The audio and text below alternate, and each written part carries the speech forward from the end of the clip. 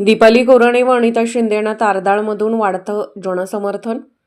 कोरोची जिल्हा परिषद मतदारसंघ व तारदाळ पंचायत समिती मतदारसंघामध्ये धनशक्तीच्या राजकारणाला छेद देत महाविकास आघाडीच्या उमेदवारांना मतदारांकडून वाढता प्रतिसाद मिळत असल्याचे चित्र सध्या दिसून येत आहे।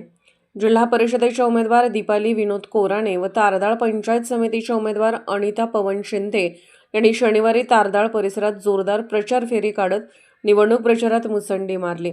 या प्रचार फेरी दरम्यान उमेदवारांनी मतदारांशी थेट संवाद साधत त्यांच्या अडचणी, समस्या व अपेक्षा जाणून घेतल्या। रस्ते, पाणीपुरवठा, आरोग्य, शिक्षण, महिला सक्षमीकरण तसेच मूलभूत सोयी सुविधांबाबत मतदारांनी आपल्या भावना उमेदवारांसमोर व्यक्त केल्या। यावेळी दीपाली कोराणे व अनिता शिंदे यांनी आम्हाला एक वेळ संधी देऊन बघा, दिलेल्या संधीचे निश्चितच रूपांतर विकास कामात करू असे ठाम आश्वासन मतदारांना दिले।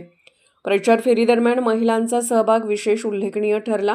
गावोगावी मिळणारा उत्स्फूर्त प्रतिसाद पाहता महाविकास आघाडीच्या उमेदवारांच्या प्रचाराला दिवसेंदिवस बळ मिळत असल्याचे दिसून येत आहे। सामान्य जनतेमध्ये बदलाची अपेक्षा असून विकासाभिमुख नेतृत्वाला साथ देण्याची भूमिका मतदारांनी व्यक्त केली।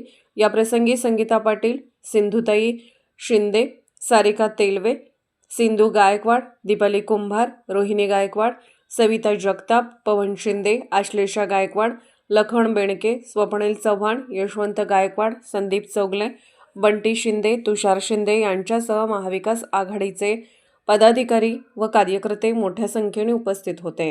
2 वर्षापासून रखडलेली जलजीवन योजना कोराणे दादा यांच्यामुळे आज प्रगतीपथावर आहे। निवडणूक चालू आहे आणि आमच्या कामाला धावून येणारे, अडचणीत येणारे 2च व्यक्ती आहेत, ते म्हणजे पवनदादा आणि कोराणे दादा।